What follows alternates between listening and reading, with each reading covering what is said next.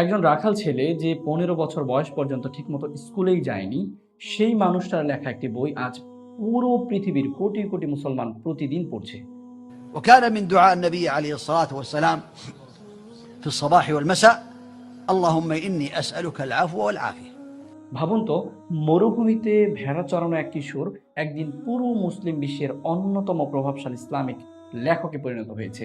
আর সবচেয়ে অবাক করা বিষয় হলো, তিনি জীবনে প্রায় ১০০টিরও কাছাকাছি বই লিখেছেন।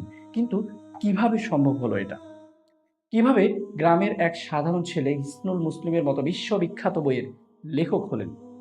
এই গল্পটা শুধু একজন আলেমের জীবনী নয়, এটা ধৈর্য, সংগ্রাম আর ইলমের জন্য ভালোবাসার এক অনুপ্রেরণামূলক ইতিহাস। আসসালামু আলাইকুম রহমতুল্লাহ। আলহামদুলিল্লাহ ও সলাত ওয়াসসালাম আলা রসুলিল্লাহ ওয়ালা আলিহি ওয়া আসহাবিহি আজমাইন, আম্মা বা'দ। প্রিয় দর্শক, আজ আমরা জানবো এমন একজন মানুষের গল্প যার জীবনী আমাদের শেখায় জীবনে দেরি হয়ে গেলেও আল্লাহর পথে চেষ্টা করলে মানুষ কত দূর পৌঁছাতে পারে। তিনি হলেন শায়েখ সাইদ ইবনে আলী আল কাহতানি রহিমাহুল্লাহ। আরব সহ পুরো পৃথিবীর ধর্মীয় অঙ্গনে অত্যন্ত পরিচিত একজন দায়ী, আলেম, গবেষক এবং ইসলামিক লেখক। তিনি জন্মগ্রহণ করেন সৌদি আরবের আবাহা শহর থেকে প্রায় ১৫০ কিলোমিটার দূরের এক নির্জন পল্লীতে। আজকের মতো তখন এত সুযোগ সুবিধা ছিল না, না ছিল উন্নত শিক্ষা ব্যবস্থা, না ছিল শহুরে পরিবেশ। গ্রামের সাধারণ জীবন, কৃষিকাজ আর মরুভূমির কঠিন বাস্তবতার মাঝে কেটেছে তার শৈশব।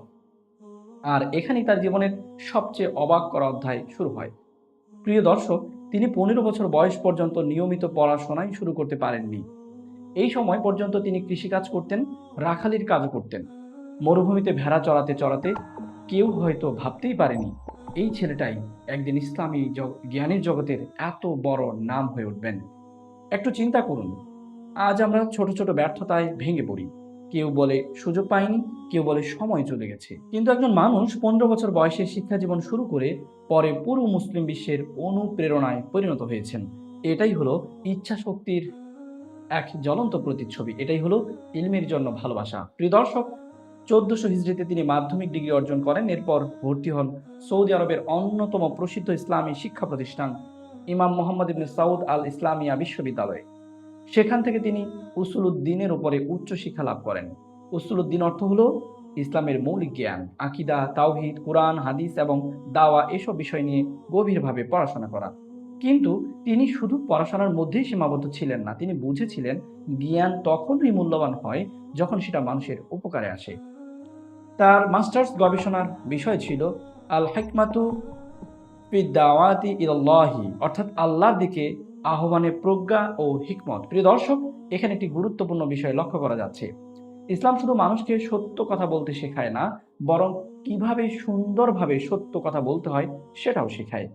কারণ কঠোর কথা মানুষের কান পর্যন্ত পৌঁছায়, কিন্তু হিকমতের কথা পৌঁছে যায় মানুষের হৃদয়ে। প্রিয় দর্শক, পবিত্র কোরআনের সূরা আন-নাহলের ১২৫ নং আয়াতে আল্লাহ তাআলা বলেন, উদউ ইলা সাবিলি রাব্বিকা বিল হিকমাহ ওয়াল মাউইজাতিল হাসানাহ, অর্থ উদউ ইলা সাবিলি রাব্বিকা বিল হিকমাহ, অর্থাৎ তুমি তোমার রবের পথে আহ্বান করো প্রজ্ঞা ও হিকমতের সাথে, ওয়াল মাউইজাতিল হাসানা, এবং উত্তম উপদেশের মাধ্যমে। তো এখানে দেখুন, এই আয়াত শুধু কিন্তু দাওয়ার কথা বলেনি, মানুষের হৃদয় জয় করার পদ্ধতিও কিন্তু এখানে শিখিয়েছে। এরপর তিনি ডক্টরেট সম্পন্ন করেন। তার গবেষণার বিষয় ছিল ফিকহু দাওয়াতি ফি সহিহিল ইমামিল বুখারী, অর্থাৎ সহিহ বুখারীতে দাওয়ার ফিকহ। মানে হলো রাসূল সাল্লাল্লাহু আলাইহি সাল্লাম কিভাবে মানুষকে ইসলামের দিকে ডাকতেন, কিভাবে মানুষের মন বুঝতেন, কিভাবে তিনি কথা বলতেন, এসব বিষয় নিয়ে তিনি গভীর গবেষণা করেছেন। প্রিয় দর্শক, আজ আমরা অনেকেই সফল হইতে চাই, কিন্তু ধৈর্য রাখতে চাই না। আমরা ফলাফল চাই খুব দ্রুত, কিন্তু সংগ্রাম করতে চাই খুব কম। শায়েখ আল কাহতানির জীবন আমাদেরকে শেখায় সফলতার পেছনে লুকিয়ে থাকে দীর্ঘ ধৈর্য এবং নিরবিচ্ছিন্ন পরিশ্রম। তিনি শুধু একজন আলেমই ছিলেন না, ছিলেন অসাধারণ একজন লেখকও। দিনের বিভিন্ন বিষয়ে তিনি প্রায় ১০০টিরও কাছাকাছি বই লিখেছেন, কিন্তু তার সবচেয়ে বিখ্যাত বই হলো হিসনুল মুসলিম। হয়তো আপনার বাসায়ও এই বইটি রয়েছে। ছোট্ট একটি বই, কিন্তু কোটি মানুষের জীবনে প্রভাব ফেলেছে। ঘুমের দোয়া, খাবারের দোয়া, সকাল সন্ধ্যার জিকির, দৈনন্দিন জীবনের অসংখ্য আমল সহজভাবে তুলে ধরা হয়েছে এই বইতে। এ কারণে বইটি পৃথিবীর বহু ভাষায় অনুদিত হয়েছে। একটু নিজেকে যাচাই করুন, আমরা কি এমন কোনো কাজ করছি যা আমাদের মৃত্যুর পরও মানুষের উপকার করবে? প্রিয় দর্শক, সহিহ মুসলিমের 1631 নম্বর হাদিসে আবু হুরায়রা রাদিয়াল্লাহু তাআলা আনহু হতে বর্ণিত আছে যে রাসূল সাল্লাল্লাহু আলাইহি ওয়াসাল্লাম বলেছেন, ইযা মাতাল ইনসানু ইনকাতা আনহু আমালুহু ইল্লা মিন সালাসাহ। অর্থ হলো যে যখন মানুষ মারা যায় তার আমল বন্ধ হয়ে যায়, তবে তিনটি আমল ব্যতীত।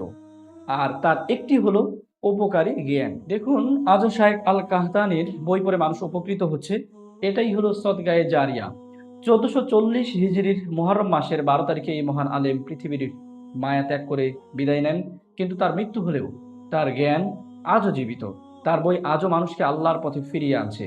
প্রিয় দর্শক, এই জীবনে আমাদের একটি বড় শিক্ষা দেয়, জন্ম নয়, পরিবেশ নয়, বরং আল্লাহর প্রতি আন্তরিকতা, ধৈর্য এবং ইলমের জন্য ভালোবাসাই একজন মানুষকে মহান বানায়। আজ নিজেকে প্রশ্ন করুন, আমি কি জ্ঞান অর্জনের জন্য সত্যিই চেষ্টা করছি? আমি কি এমন কিছু রেখে যেতে চাই যা আমার মৃত্যুর পরও মানুষকে উপকার করবে? প্রিয় দর্শক, আমি তারিক বিন সামিউল, আপনারা দেখছেন দি তারিক শো। ভিডিওটি ভালো লাগলে চ্যানেলটি সাবস্ক্রাইব করতে ভুলবেন না এবং অবশ্যই বন্ধুদের মাঝে ভিডিওটি শেয়ার করতে ভুলবেন না।